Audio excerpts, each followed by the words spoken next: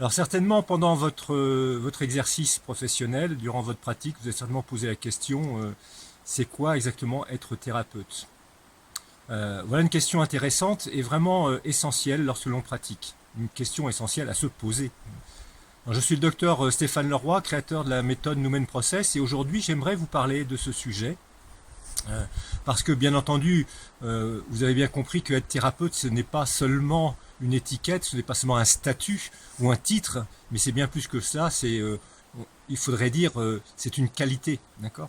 Donc en fait, thérapeute pour moi, ça veut dire, ça inclut une qualité de présence, et je pense que vous serez tous d'accord avec moi là-dessus. Mais mais il se fait que lorsqu'on voit un patient, eh bien, on n'est pas toujours au top, hein. Soit parce qu'on a des factures, soit parce qu'on s'est disputé en couple ou avec sa famille, soit parce qu'il fait mauvais et que le week-end va être gâché, soit parce que la patiente ou le patient qui est là, c'est un prédateur et on va ressortir à quatre pattes. Donc autant de choses qui font que, eh bien, on perd cette qualité de présence thérapeutique.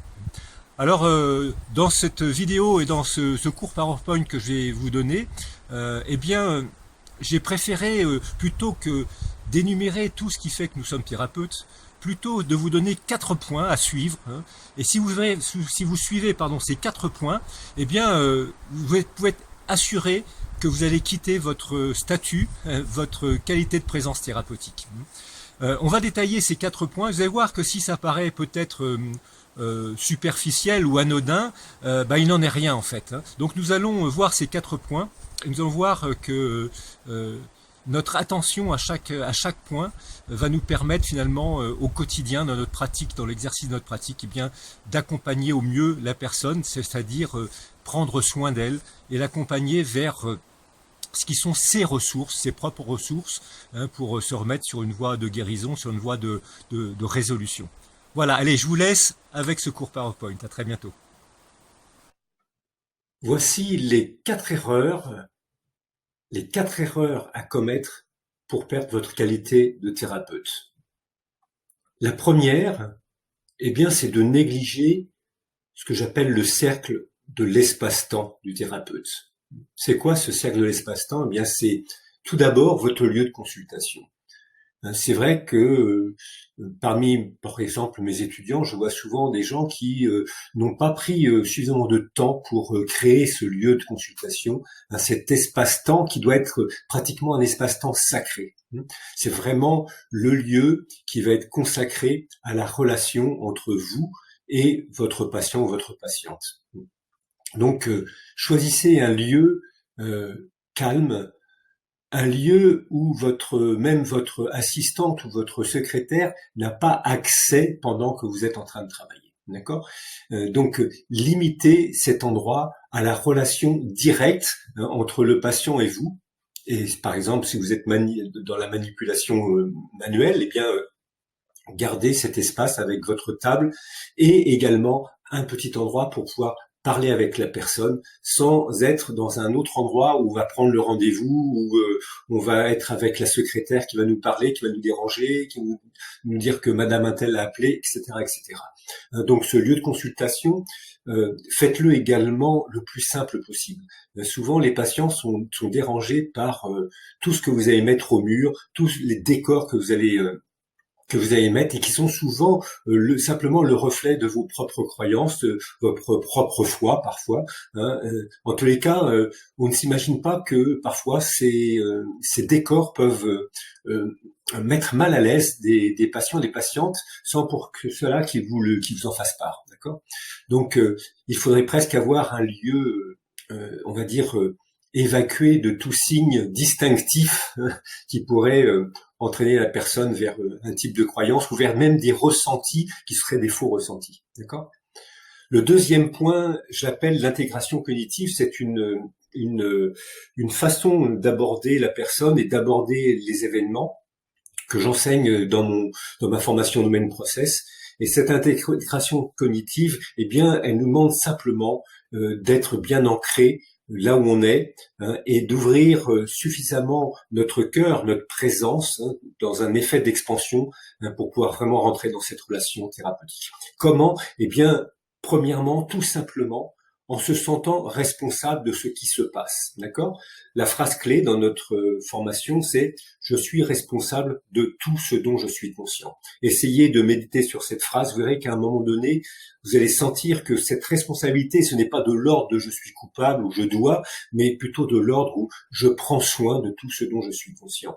Donc votre patient est dans cette sphère d'interaction, vous en prenez soin. D'accord? Et puis le deuxième point d'intégration cognitive, c'est être en accord avec ce qui se passe. Ne pas essayer systématiquement dès le départ de chercher une cause et un effet, mais plutôt d'être avec ce qui se passe, avec ce que vit la personne, hein, de vraiment d'accompagner. Donc c'est être en accord avec ce qui est, parce que ce qui est, et en même temps donner un accord intérieur, c'est-à-dire s'autoriser à se donner un accord pour voir quelque chose de nouveau qui va s'exprimer pendant la relation thérapeutique. D'accord ? C'est quelque chose d'un peu particulier, cette sensation, hein, mais donner son accord pour voir quelque chose de nouveau, ça c'est vraiment quelque chose à un moment donné qui est vraiment porteur dans notre relation thérapeutique. La deuxième erreur, eh bien, c'est notre écoute. Très souvent, notre écoute se restreint finalement à nos concepts thérapeutiques, à ce que nous avons appris à l'école ou dans une université ou dans un centre de formation, et notre écoute se restreint finalement à quoi? À l'utilisation de nos outils.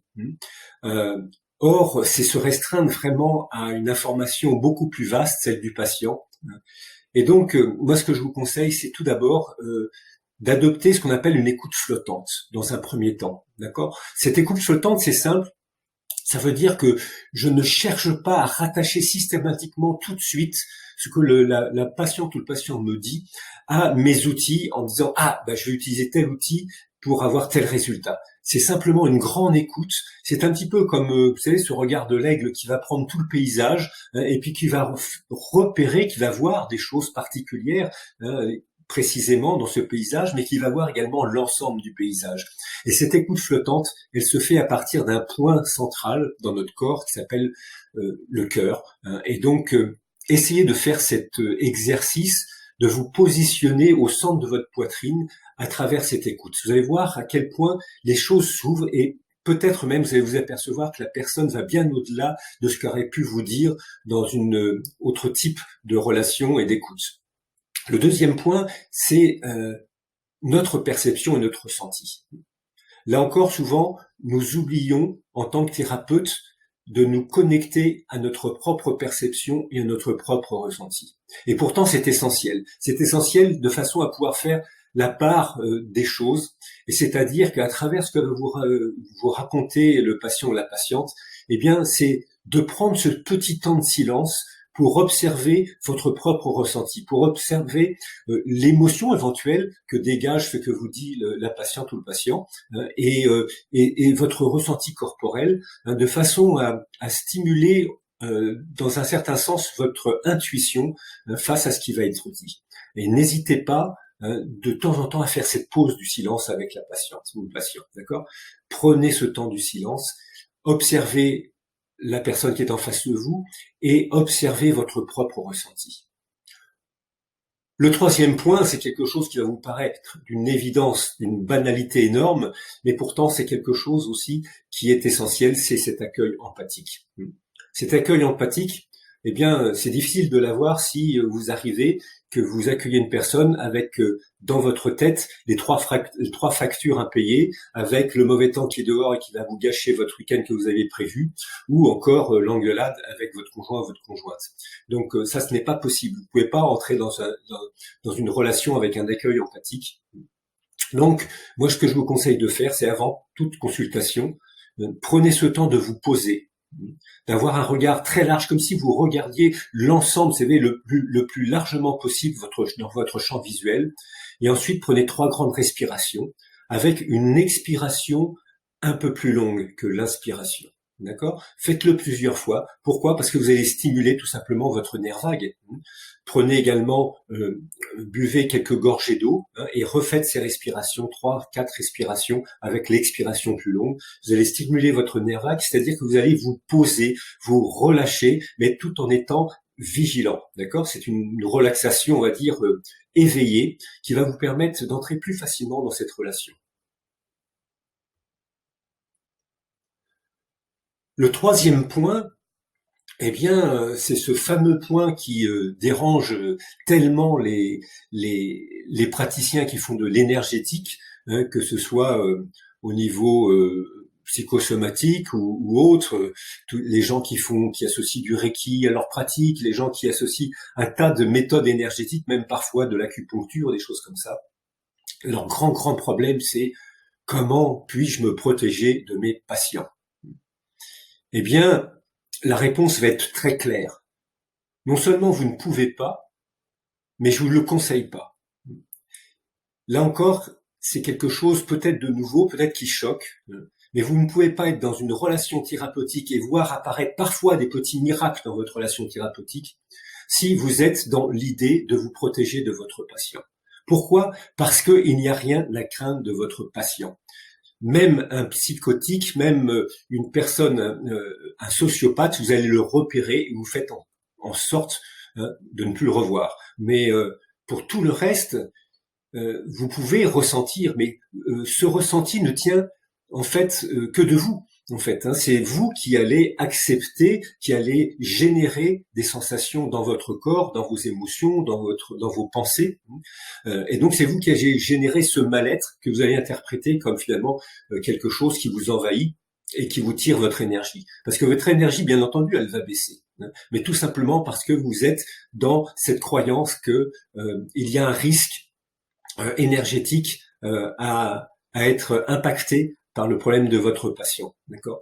Et donc malheureusement, si vous êtes dans cette situation-là, vous ne pourrez pas développer une qualité thérapeutique qui va au-delà de ce que l'on connaît aujourd'hui. Et pourtant, c'est possible. Donc, oubliez cette idée de vous protéger. Faites de la méditation, faites du mindfulness, faites la formation Human Process même de ma formation. Vous verrez que à un moment donné, vous n'avez pas besoin de vous protéger. C'est quelque chose qui part de vous, c'est un flux qui vient à travers vous, c'est un flux de présence.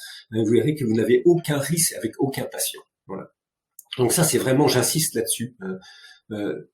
Oubliez cette idée de vous protéger, de faire des boucliers, des choses comme ça. Vous ne pouvez pas être dans la relation, une relation belle, pure et efficace avec quelqu'un si vous vous en protégez dans le même instant. D'accord ?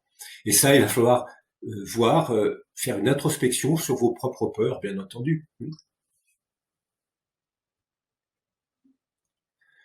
Le quatrième point, eh bien, cette quatrième erreur, là encore, elle est simple, mais souvent, elle nous fait pécher, on va dire, dans notre évolution de thérapeute. Eh bien, c'est celle qui consiste à cesser d'apprendre. C'est celle qui consiste à croire qu'à un moment donné, on a la technique, on a les concepts, et qu'avec ça, on va faire des miracles, on va faire un tas de choses, et qu'on n'a pas besoin d'en apprendre plus. Bien entendu, pour une grande majorité de vous toutes et vous tous qui êtes en train de m'écouter, eh bien, ça vous paraît une évidence. Hein, mais je peux vous assurer que souvent, au-delà de décider de cesser d'apprendre, on se restreint avec nos propres outils, on se restreint avec nos propres concepts, nos propres dogmes même parfois. Et ça, c'est bien dommage. Il faut apprendre à sortir du cadre aussi, à changer de dimension de réflexion et d'observation. N'oubliez pas, il y a une petite phrase qui dit « Celui qui cherche la vérité, suis-le, et celui qui a trouvé la vérité, fuis-le ». Bien parfois, il faut se fuir soi-même lorsqu'on observe finalement que l'on croit savoir et que l'on croit avoir le nec plus ultra dans notre boîte à outils thérapeutique. Donc, je vous rappellerai simplement toute la valeur et également le bonheur que représente l'introspection quand on est thérapeute. Cette capacité à s'auto-évaluer. Où est-ce que j'en suis? Aujourd'hui, j'ai vu mes patients aller pour une satisfaction entre 1 et 10, j'en suis à combien? J'en suis à 7, j'en suis à 8, j'en suis à 4, à 3. Eh bien, cette simple auto-évaluation de vous-même vous permet d'avoir accès à des ressources, des pensées, des intuitions, cette poussée de l'intérieur qu'a le thérapeute pour s'améliorer et pour découvrir autre chose. Et puis, surtout, si vous n'hésitez pas à sortir de votre cadre, vous allez voir que vous allez peu à peu passer ce fameux filtre réticulaire, vous savez, cette zone cérébrale qui filtre en fonction de notre subconscient, de nos croyances, et qui va mettre un petit peu à la poubelle toutes les informations qui pourraient nous être utiles, mais que l'on ne va pas retenir tout simplement parce qu'elles ne cadrent pas avec nos concepts et avec nos croyances. Donc là encore, eh bien, c'est une question d'observer ses propres croyances, et d'accepter qu'une croyance, finalement, il n'y a pas une mauvaise croyance, il n'y en a aucune de bonne. Simplement, sont-elles utiles en ce moment pour moi? Les croyances thérapeutiques que j'ai sont-elles utiles au jour le jour pour moi avec mes patients? Voilà une bonne question à se poser.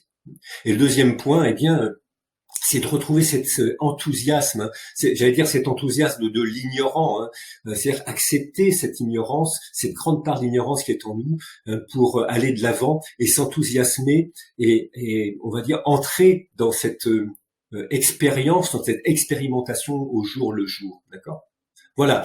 Voilà ces 4 points. Revoyez-les, réécoutez-les et évaluez-vous dans votre quotidien thérapeutique pour voir éventuellement où il y aurait quelque chose à améliorer ou à ouvrir, ne serait-ce qu'ouvrir simplement. D'accord? Voilà. Donc en conclusion, si vous êtes au top là-dedans, eh bien, vous allez voir que peu à peu, votre qualité de présence va se modifier. Et vous allez rentrer, comme le dit le psychologue Mihaly Csikszentmihalyi, c'est vivre ce flot, okay, vivre ce flot thérapeutique. C'est-à-dire être vraiment dans cet instant présent du changement. À chaque instant passé avec le patient ou la patiente est un instant présent, est un instant également nouveau. Il peut se passer énormément de choses. Donc c'est à nous d'être vraiment dans cet instant présent à travers ce que moi j'appelle notre camp de base dans notre formation Human Process, c'est notre camp de base, c'est notre cœur, c'est ce centre de la poitrine. Se poser régulièrement ici dans notre écoute, dans notre observation, à travers notre sourire, à travers nos mains, de façon à ce que peu à peu, eh bien, c'est l'esprit thérapeutique qui va passer jusqu'au bout de nos mains et jusqu'au bout de l'outil. Voilà. Et pour conclure, rappelez-vous que être thérapeute, ce n'est pas être un scientifique, même si les scientifiques nous aident beaucoup. Être thérapeute, ce n'est pas être un scientifique, mais c'est être un clinicien, c'est-à-dire être sur le terrain avec la personne, avec tout ce qui peut paraître extraordinaire et qui parfois est extraordinaire dans la vie quotidienne du patient ou dans la vôtre. Donc thérapeute n'est pas un titre non plus, c'est vraiment une qualité et je vous souhaite à toutes et à tous d'évoluer énormément, d'évoluer dans cette qualité de thérapeute. À très très bientôt, je suis le docteur Stéphane Leroy, créateur de la méthode Human Process, et je vous invite à me rejoindre dès que vous pouvez dans un webinaire où je vais vous faire découvrir également un tas d'autres choses. Allez, à très très bientôt, au revoir. Si ce que vous avez vu dans cette vidéo vous a plu, vous a intéressé ou même peut-être vous a inspiré et que vous voulez en savoir plus, eh bien, je vous invite à me rejoindre dans un webinaire, donc une conférence en ligne qui aura lieu très bientôt. Et dans cette conférence en ligne, je vous donnerai beaucoup d'autres informations et également une approche novatrice dans la pratique, dans notre pratique thérapeutique. Dans ce webinaire, nous allons voir par exemple pourquoi, malgré la qualité de nos outils et la justesse de notre approche thérapeutique, eh bien, nous n'avons pas toujours parfois les résultats escomptés. Nous allons voir comment y remédier. Nous allons voir qu'à travers ce grand thème qu'est la guérison et ce facteur X qui existe, cet inconnu qui existe, nous allons voir comment nous pouvons participer à ce facteur X en tant que thérapeute. Et puis, nous allons voir à travers ces deux grandes voies de la thérapeutique, quelle que soit la discipline d'ailleurs, eh bien, je vais vous donner à travers ces deux grandes voies, eh bien, tous les outils nécessaires pour pouvoir les mettre en pratique dans votre quotidien dès la fin de ce webinaire et vous permettre, on va dire, de faire un saut qualitatif à la fois dans votre relation thérapeutique, mais également dans les résultats thérapeutiques. D'accord ? Voilà. Donc, vous savez, ce que je vais vous donner dans ce webinaire, en fait, eh bien, c'est le résultat, bien entendu, d'années d'expérience, de recherche personnelle, aussi bien au niveau scientifique que dans une approche transpersonnelle, que dans l'expérimentation, et tout cela a été validé cliniquement, validé dans la pratique, d'accord ? Voilà. Donc ce webinaire, vous avez compris que c'est pas un webinaire classique, c'est pas un webinaire comme on peut en voir parfois où d'abord souvent c'est simplement pour vendre des choses, ou parfois où c'est juste un agglomérat d'informations dont on ne sait pas trop quoi faire, hein, et qu'on peut trouver facilement sur Internet. Ici, j'ai vraiment structuré ce webinaire comme un cours, d'accord? Donc un cours dans lequel je vais vous mener pas à pas vers toutes ces clés, vers ces approches novatrices, de façon à ce que clairement vous puissiez vous les réapproprier, hein, et les réutiliser dans votre quotidien de thérapeute, d'accord? Donc ce webinaire, il va avoir lieu très rapidement, hein, donc ne le ratez pas. Hein, donc je vous invite tout de suite, dès maintenant, à cliquer sous cette vidéo, sur le bouton ou sur le lien, et ça va vous ouvrir une page qui vous permettra de vous inscrire à ce webinaire. Hein. Vous savez, ce webinaire, ce contenu, en fait, je l'ai pris directement de mes formations Numen Process et d'ontobionomie. Pourquoi? Tout simplement parce que ces informations, je les trouve essentielles quand on est thérapeute. Et donc, j'avais vraiment envie de les partager avec cette grande communauté des thérapeutes, quels qu'ils soient, de façon à ce qu'ils puissent en profiter. Et ça sera chose faite donc dans ce webinaire. Voilà. Donc, pour me rejoindre dans ce webinaire, c'est simple, hein, vous cliquez donc sur le bouton en dessous ou sur le lien qui est en dessous. Vous allez voir une page dans laquelle vous allez pouvoir vous inscrire en donnant les informations. Et puis, quelques temps après, faites bien attention à vos mails parce que vous allez recevoir donc de la part de mon équipe un mail dans lequel vous aurez le lien pour participer à ce webinaire, d'accord, et toutes les informations avec les dates, etc., hein, pour pouvoir profiter de ce webinaire, d'accord. Voilà. Et puis, bien entendu, faites attention, peut-être si vous ne trouvez pas ce message, regardez quand même dans vos spams, hein, dans vos courriers indésirables, parce que parfois ça peut tomber dedans également. D'accord? Voilà.